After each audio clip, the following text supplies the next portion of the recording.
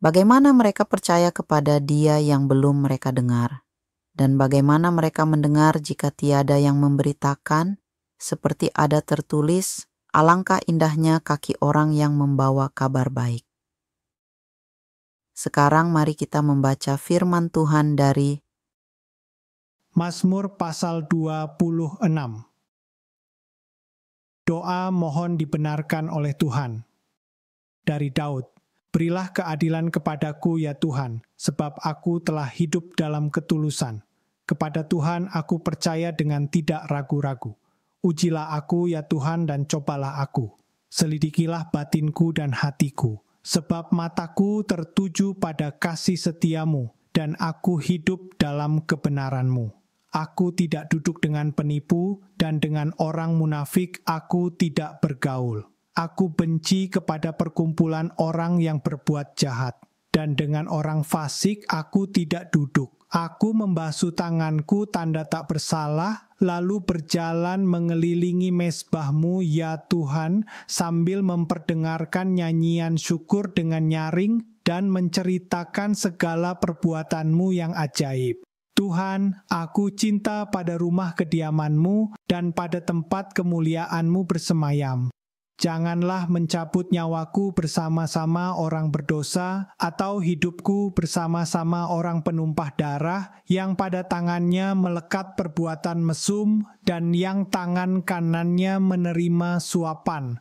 Tetapi aku ini hidup dalam ketulusan. Bebaskanlah aku, dan kasihanilah aku. Kakiku berdiri di tanah yang rata. Aku mau memuji Tuhan dalam jemaah. Ibrani pasal 11. Saksi-saksi iman. Iman adalah dasar dari segala sesuatu yang kita harapkan dan bukti dari segala sesuatu yang tidak kita lihat. Sebab oleh imanlah telah diberikan kesaksian kepada nenek moyang kita.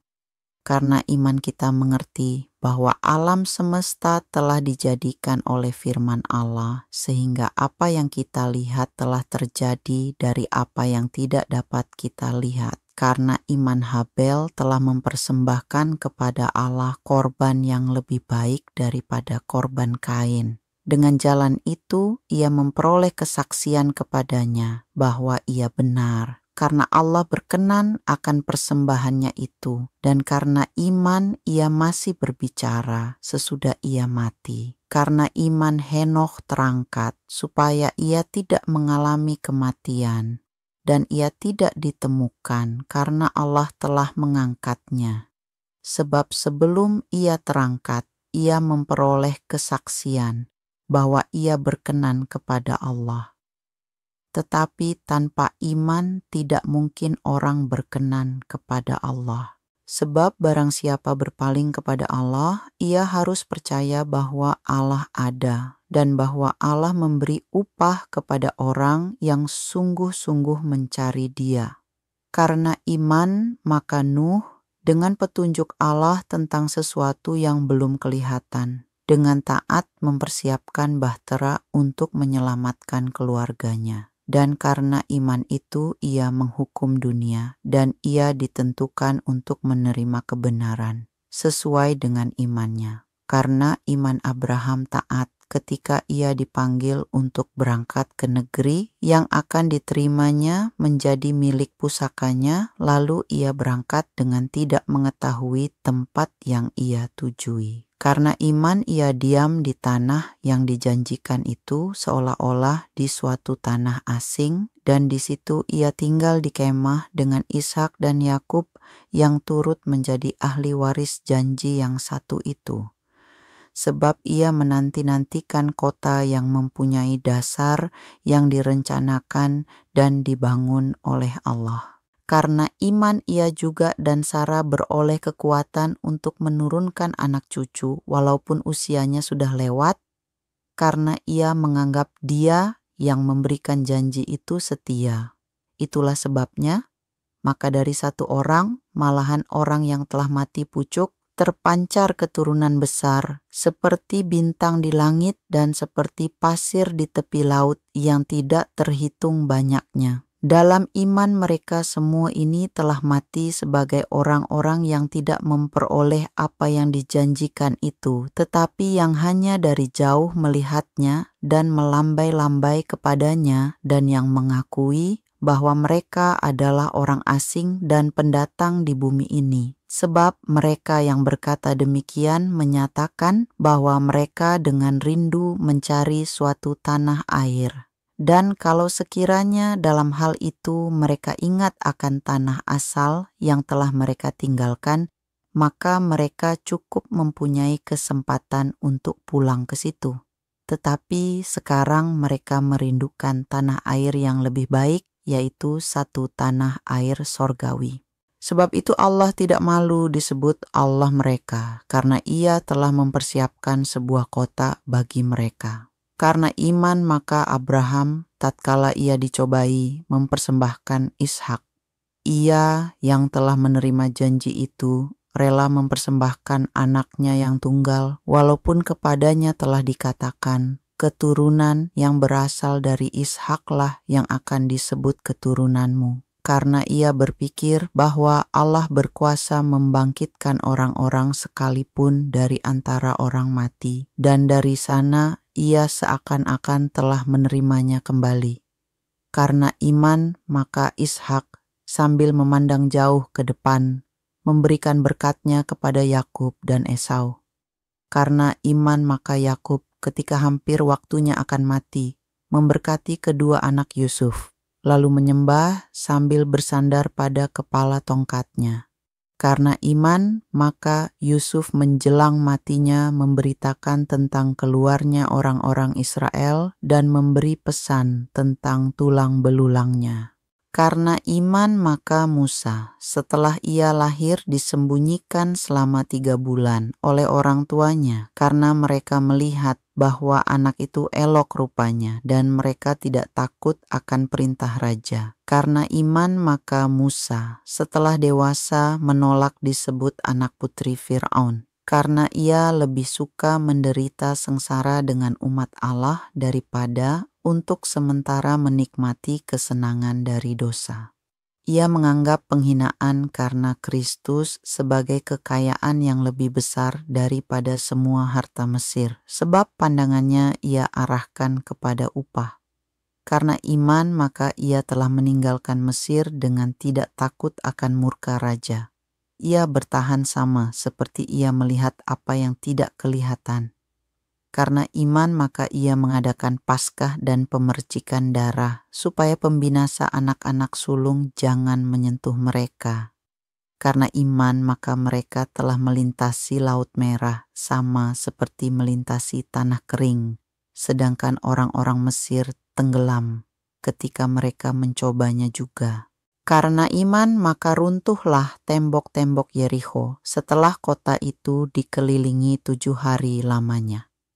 Karena iman, maka Rahab perempuan sundal itu tidak turut binasa bersama-sama dengan orang-orang durhaka, karena ia telah menyambut pengintai-pengintai itu dengan baik. Dan apakah lagi yang harus aku sebut? Sebab aku akan kekurangan waktu apabila aku hendak menceritakan tentang Gideon, Barak, Simson, Yefta, Daud, dan Samuel dan para nabi, yang karena iman telah menaklukkan kerajaan-kerajaan, mengamalkan kebenaran, memperoleh apa yang dijanjikan, menutup mulut singa-singa, memadamkan api yang dahsyat. Mereka telah luput dari mata pedang, telah beroleh kekuatan dalam kelemahan, telah menjadi kuat dalam peperangan, dan telah memukul mundur pasukan-pasukan tentara asing. Ibu-ibu telah menerima kembali orang-orangnya yang telah mati sebab dibangkitkan. Tetapi orang-orang lain membiarkan dirinya disiksa dan tidak mau menerima pembebasan supaya mereka beroleh kebangkitan yang lebih baik. Ada pula yang diejek dan didera, bahkan yang dibelenggu dan dipenjarakan. Mereka dilempari, digergaji, dibunuh dengan pedang. Mereka mengembara dengan berpakaian kulit domba dan kulit kambing sambil menderita kekurangan, kesesakan, dan siksaan. Dunia ini tidak layak bagi mereka. Mereka mengembara di padang gurun dan di pegunungan, dalam gua-gua dan celah-celah gunung. Dan mereka semua tidak memperoleh apa yang dijanjikan itu, sekalipun iman mereka telah memberikan kepada mereka suatu kesaksian yang baik. Sebab Allah telah menyediakan sesuatu yang lebih baik bagi kita. Tanpa kita, mereka tidak dapat sampai kepada kesempurnaan. Haleluya, firman Tuhan selalu baru setiap hari ketika kita menanti-nantikan Tuhan dengan penuh cinta, dengan penuh belas kasihan, bukan kasihan ya, tapi belas kasihan dan setia. Seringkali kita capek nunggu ya. Kalau kita capek lelah menunggu artinya kita tidak punya iman ya. Siapa di sini yang sudah capek menunggu? Nah, ini Anda tidak punya iman tetapi seringkali memang Anda menunggu yang salah loh. Anda sedang menanti-nantikan yang salah sehingga mau ditunggu sampai kapanpun tidak datang. Misalnya Anda mau nungguin bidadari, 70 bidadari ya, sampai kapanpun Anda tidak dapat ya. Kecuali Anda pergi Alexis, rujukan klub, cari ke sana, cari 70 bidadari. Jadi bidadari kamu minta bidadari dari sorga itu ya tidak dapat, dapatnya jerangkong itu. Bidadari yang kulitnya tembus, kelihatan tulang-tulangnya itu kan jerangkong. Nah, Anda tidak sampai kapanpun tidak dapat, seringkali Anda menantikan doa. Doa yang untuk memuaskan hawa nafsumu. Tidak sampai kapanpun kamu capek, nunggu, tidak dapat. Dan itu yang seringkali diposting oleh gereja, oleh hamba Tuhan, berdoa untuk memuaskan hawa nafsu. Mengapa demikian? Ya karena kamu punya framing tiap hari. Framing dengan doa yang dipenuhi dengan hawa nafsu. Framing doa, framing Anda melihat yang namanya kelimpahan, yang namanya kebutuhan, yang namanya jawaban doa itu adalah sesuatu luksurius. Mobil Alphard, mobil mewah, barang bagus, pakaian yang mahal ya kan, dan rumah yang besar dan segala macam kenikmatan dunia yang lainnya ya yang Anda inginkan ya, sehingga Anda sampai kapanpun Anda tidak akan mendapat jawaban doamu. Anda ingin revival di Indonesia, tetapi gerejanya serakah tamak pendetanya. Ya sampai kapanpun saya berdoa 15 tahun untuk Indonesia. Ya sampai saya akhirnya berangkat ke Belanda, terus Tuhan ngomong dengan jelas berdoa pun apa yang mau didoakan, apa arti revival bagi gereja. Arti revival bagi gereja adalah gereja penuh, duitnya banyak ya kan. Arti revival bagi gereja, arti bangunan ruhani menakjubkan atau menurut kayak besar-besaran, artinya jemaatnya tambah banyak, yang tadi 100 jadi 2000 itu namanya revival itu. Lalu kolektenya perpuluhannya yang tadinya cuma 10 juta per bulan sekarang bisa jadi 1 miliar, itu namanya revival, itu namanya kebangunan rohani. Itu definisinya gereja pendeta tidak jujur gembala-gembalamu, tidak jujur. Makna revival itu apa sih? Makna revival kebangunan rohani ketika penjara-penjara dikosongkan karena mereka bertobat, yang namanya kebangunan rohani. Orang-orang datang mencari Tuhan Yesus, lalu mereka belajar berbagi semua revival. Di dalam Alkitab selalu dikasih tulisan, maka tidak ada yang berkekurangan di antara mereka karena Tuhan memberkati mereka memberkatinya. Apakah hujan dari sorga saudara, hujan emas, uya pensakola, hujan emas saudara, salah saudara. Ya, Pensacola itu adalah sebuah ilusi ya, dan pendeta dan penyelidat mengkhotbahkan hal ini, ilusi ini. Saudara, ketika Anda Tuhan berkata maka tidak ada yang berkekurangan di antara kalian, itu artinya Anda berkorban, berbagi dengan sesama. Itu di Mind Revival. Itu ciri khas revival yang selalu terjadi dari generasi-generasi, dari zaman ke zaman. Bukan Pak Pendeta tambah kaya, pakai mobil sementara jemaatnya tambah terbebani. Itu bukan revival. Itu namanya bisnis kelejamu, sukses, komersil. bukan sekedar bisnis dengan profesional tapi komersial. Jadi pendeta tambah kaya, jemaatnya tambah terbebani, berhalusinasi, halus semua, lalu berharap rapture tidak ada karena utangnya banyak. Saya misalnya, ya kan? Oh, undang cepat rapture malam ini, ya kan? Utangnya banyak, sudah. Undang cepat rapture, undang cepat kiamat, yang utangnya banyak baru bangkrut, istrimu baru pergi. Jadi kami mohon Tuhan kiamat saja ya. Itu kan revival bagi gereja adalah gereja kemudian menjadi kaya raya secara rupiah, dolar. Sementara zamannya tidak urusan, yang penting datang, wah dihibur, wah jangan takut, kuatkan hatimu. Dikuat-kuat ya, dikuat-kuat, tidak kuat. Karena dikuat-kuat supaya apa? Supaya kamu seperti Pak Pendeta. Contoh saya lihat, saya diberkati Tuhan. Wah, lihat semua, saya dulu pakai mobilnya, mobil rongsokan atau mobil tua, pakai Toyota butut. Sekarang lihat, saya pakai mobil Alphard baru. Saya diberkati Tuhan dengan luar biasa. Itulah revival definisinya gereja. Itulah kebangunan ruang, itulah pemulihan. Wah, kita dipulihkan secara ekonomi. Saudara, pemulihan secara ekonomi di dalam Alkitab adalah maka tidak ada yang kekurangan di antara kalian. Itu yang benar. Kalau Anda tidak menganut ini, berarti Pak Pendetamu salah.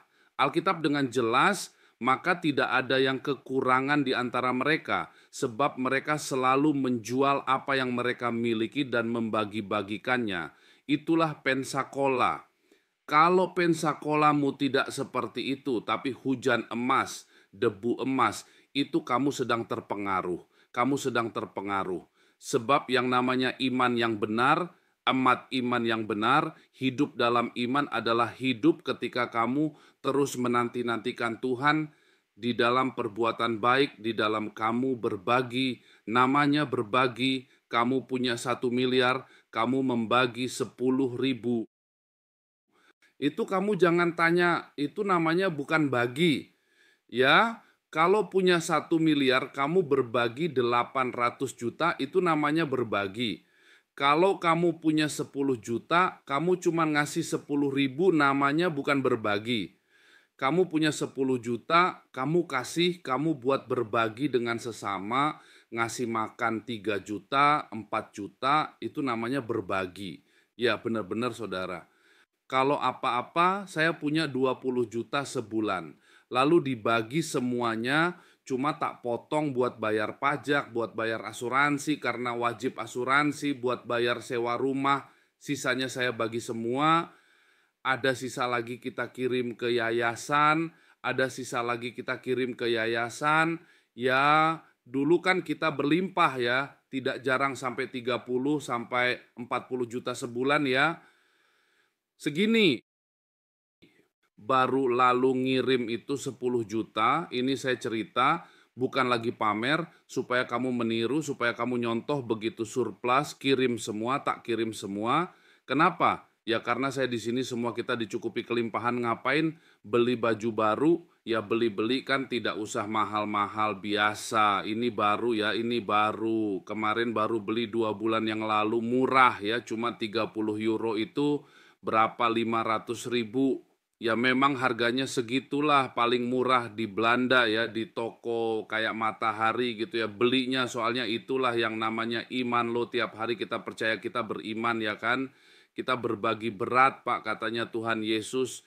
Sungguh sesaklah jalannya, sungguh lebar ketempatan neraka, sungguh sesaklah jalan menuju sorga.